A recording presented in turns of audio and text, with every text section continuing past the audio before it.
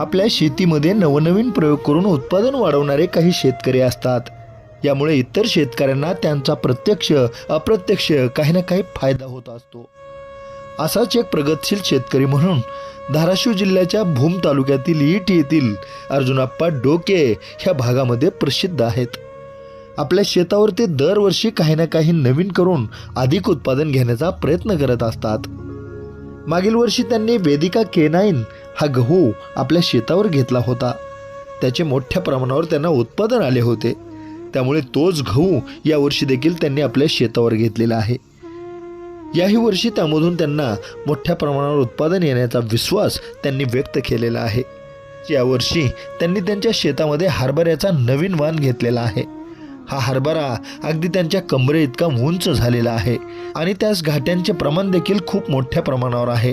फुटव्यांचे प्रमाण देखील खूप मोठ्या प्रमाणावर आहे. यामुळे हा हरभरा पाहायला अनेक शेतकरी त्यांच्या शेतावर येत असतात. या हरभऱ्याची उंची जास्त असल्याने तो हार्वेस्टरच्या साहाय्याने अत्यंत कमी पैशामध्ये काढणी करता येणार, खर्च देखील खूप कमी होणार असल्याचे ते सांगतात.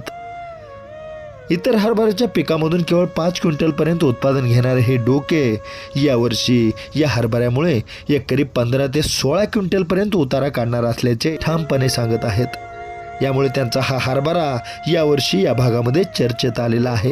म्हणून आम्ही देखील या पिकाची पाहणी केली आणि त्यांच्याशी चर्चा करून घेतलेली माहिती पहा.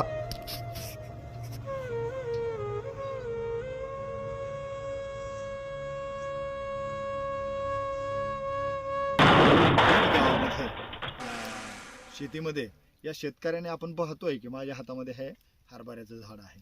या ठिकाणी आपण बघतोय की अगदी एकच हरभऱ्याचं हे झाड आहे आणि एका हरभऱ्याच्या झाडाला हे पाहतोय आपण हाईट किती आलेली आहे, त्याला घाट्याचं प्रमाण किती आहे, त्याला फुटवे किती आहेत आणि त्याची जाडी कशी आहे, हे सर्व पाहिल्यावर जो कोणी शेतकरी या हरभऱ्याला पाहतो तेव्हा त्याला हे हरभऱ्याचे पीक आवडल्याशिवाय राहत नाही.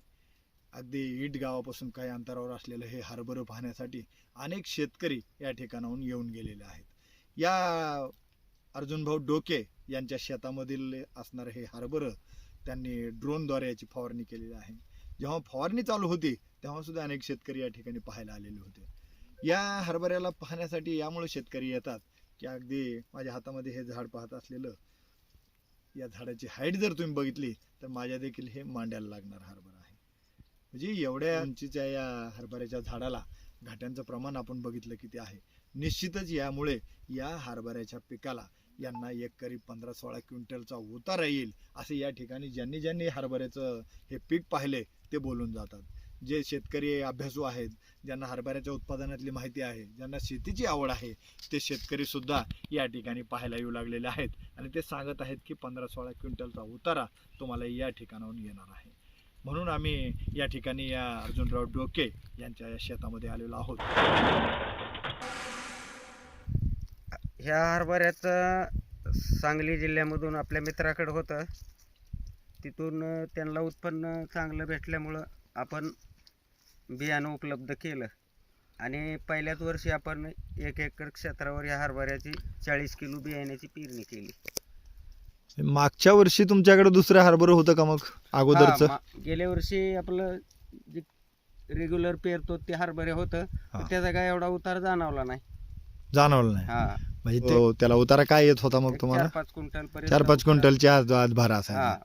आणि मग हे हरभरं तुम्ही तुमच्या मित्रांकडे होतं, त्यांचा काय उतारा तुम्हाला माहित होता? मग तिथे काय आलं? त्यांना एक 13-14 क्विंटलचा उतारा आलेला आहे आणि त्यांच्यापेक्षा आपली मेहनत चांगली आहे. मग त्यांचा 13-14चा उतारा आलेला आहे आणि त्यांच्यापेक्षा तुम्ही इथं मेहनत चांगली केली आहे, तुमची जमीन काळीची आहे. मग तुम्हाला आता त्यांच्यापेक्षा उतारा जास्त येईल अशी अपेक्षा असेल. मग काय वाटतं तुम्हाला किती उतारा येईल? 16 क्विंटल पर्यंत आपल्याला याचा उतारा अपेक्षित आहे. आपण याच्या फवारण्या हे योग्य वेळी घेतलेली आहेत. बरं, याचा कालावधी काय आहे? किती लागतो याला कालावधी? एक भारी जमीन असेल, पाण्याची जर सोय असेल तर 3.5 महिने लागतंय. आणि हलकी जमीन असेल, पाणी कमी असेल तर 3-3.25 महिन्यात 3-3.25 महिन्यामध्ये म्हणजे एक 15 दिवसाचा, आठवड्याचा फरक पडू शकतो. 15 दिवस ते 8 दिवस पाणी वगैरे किती आहे त्याच्यानुसार. बरं, मग आता याला एकरी बियाणं किती लागलं तुम्हाला? आता मग एकरी 40 किलो बियाणं लागलं. 40 किलो बियाणं लागलेलं आहे का? तर मग आता ह्या हरभऱ्यावरती तुम्ही खुश आहात का? हा काय खूप वाटतंय आहे. तुम्हाला आता? याची उंची आणि याला फुटव्यांची संख्या, गाठ्यांची संख्या, बरं. त्याच्यामुळे ह्याला आवरेज चांगलं येईल अशी अपेक्षा आहे. उंची याची किती आहे आता? उंची याची कमरा एवढी आहे ना माझी. तुमच्या कमरे एवढी उंची आहे. खतं वगैरे कशी किती दिली, काय केलं?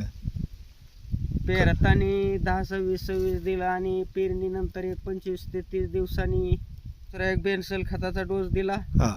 आणि परत फवारण्या घेतल्या. फवारणी आता एवढं मोठं उंची झालेली आहे, तुमच्या कमरे एवढी उंची आहे, मग याची फवारणी कशी केली तुम्ही? अंतर मशागतीचं काम करताना मग मध्ये तर जाता येत नसेल, कशा पद्धतीने फवारलं मग याला तुम्ही आता? ड्रोनच्या साह्याने फवारण्या केल्या याच्या. ड्रोनच्या साह्याने. बरं, आता हे जे पीक तुम्ही या ठिकाणी घेतलेलं आहे, या पिकाचा खर्च तुमच्या इतर हरभऱ्याच्या खर्चापेक्षा काही जास्त येतो का तेवढाच आहे? खर्च तेवढाच हा, आहे तेवढाच आहे. आणि परत याला लेबर कॉस्ट जायची गरज नाही. हार्वेस्टर वाले बघून गेलेले आहेत. हा. खालच्या बाजूला ह्याला घाट्याचं प्रमाण नसल्यामुळं हा हरभरा लेबर न लावता हार्वेस्टरने होणारा हरभरा. म्हणजे मशीनच्या साह्याने याची काढणी होणार आहे, त्यामुळे तुमचा मळणी यंत्राचा खर्च वाचणार आहे. काढणे आणि हा, काढणी आणि मळणी दोन्ही एकत्र होणार आहे, हा. त्यामुळं काढणीचा खर्च आणि मळणीचा खर्च हा जो उत्पादन खर्च होणार होता तो कमी होणार आहे. म्हणजे आता एकरी तुम्हाला याच्यातून 15-16 क्विंटलची ही आहे, खात्री आहे उत्पादनाची.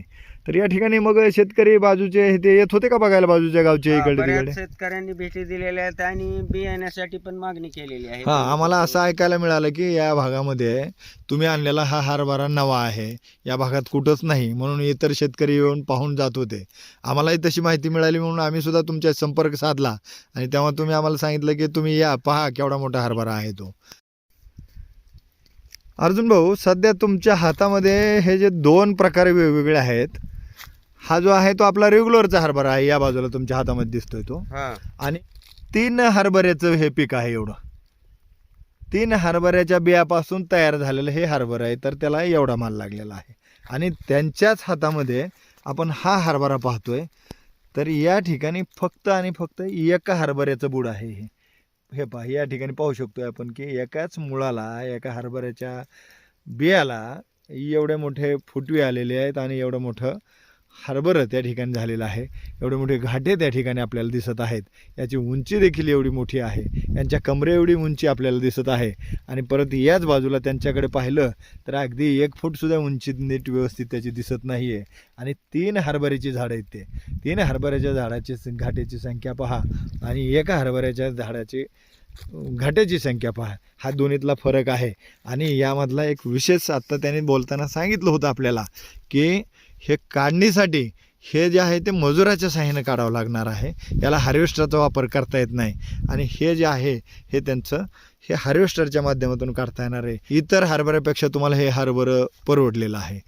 मग आता ह्या ठिकाणी जेव्हा शेतकरी येतात, पाहतात, तेव्हा काय बोलतात बरं तुम्हाला? काय, कसं डोकं लावलं, काय असं बोलतात, विचारत असतील की हा, तुम्हाला? या हरभऱ्याचे बियाणं कुठनं उपलब्ध केलं, हां हे असा हरभरा आपल्या भागात कुठं दिसत नाही. हां हां. एवढे घाट्याची संख्या येणारा, एका घाट्यामध्ये बियाण्याची 2 दाण्याची संख्या आहे. हां, तुम्ही याच्यापूर्वी देखील एक वेगळा गहू पेरला होता, तो गहूसुद्धा वेगळाच होता आणि चांगले त्याचं पण उत्पादन चांगलं येत होतं तुम्हाला, त्यामुळे त्यावेळीसुद्धा बरेच शेतकरी या ठिकाणी पाहायला येत होते. आणि आता हा हरभरासुद्धा नवीनच केला आहे तुम्ही, तर हरभरासुद्धा पाहायला या ठिकाणी शेतकरी येतात. तर जे शेतकरी आलेले नाही, ज्यांना पाहायचं आहे, ज्यांना तुम्हाला याविषयी विचारायचं आहे, त्यांच्यासाठी तुम्ही तुमचं नाव आणि मोबाईल नंबर, पत्ता सांगा. अर्जुन अप्पा डोके, मुक्काम पोस्ट 8, तालुका भूम, जिल्हा धाराशिव, 80 10 93 93 73. हा तुमचा मोबाईल नंबर आहे, तुमचा गाव पत्ता सांगितलेला आहे. जे शेतकरी या ठिकाणी येऊन पाहू शकलेले आहेत, जे दूरवरचे शेतकरी आहेत, ज्यांना कोणाला या हरभऱ्याविषयी माहिती घ्यायची असेल, ते तुम्हाला तुमच्या फोनवरून माहिती विचारू शकतात. आणि नक्कीच तुम्ही आपल्या इतर शेतकरी बांधवांना देखील या हरभऱ्याच्या विषयी माहिती सांगून त्यांचं देखील उत्पादन वाढण्यासाठी त्यांना मार्गदर्शन करताल, अशी आम्ही अपेक्षा व्यक्त करतो.